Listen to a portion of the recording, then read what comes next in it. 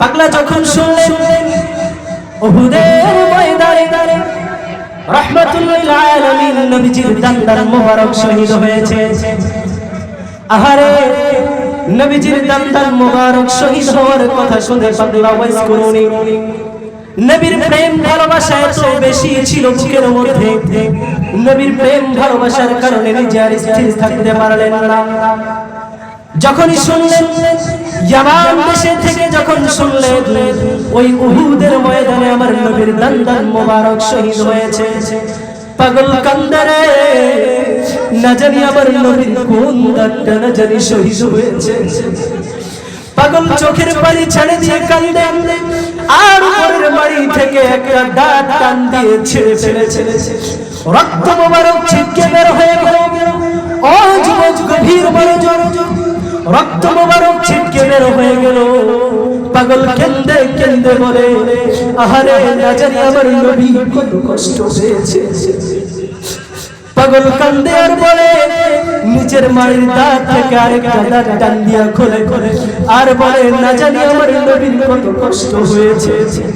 পাগল একটা দাঁত খোলে, দুইটা দাঁত খোলে, আর মনে মনে চিন্তা করে, না না হয়তো এই দাঁতটা নবীর শহীদ হয় নাই। আরেকটা দাঁত পাগল ভাঙ্গে, আবার বলে, না না হয়তো এই দাঁতটা শহীদ হয় নাই। আরেকটা দাঁত ভাঙ্গে, আবার বলে, হয়তো এই দাঁতটাও নবীর শহীদ হয় নাই। এইভাবে করে করে ওই ওয়াইস করুনি পাগলা নবীর প্রেমে নিজের জবানের, নিজের মুখের সব দাঁতগুলা ভেঙে ফেলেছে। ইয়া রাসূলুল্লাহ,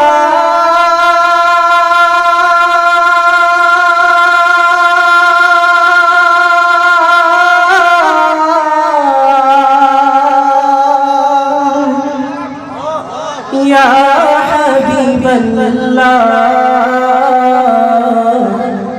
দাঁত ভাঙিল আসরুনি তোমার ভালোবাসা,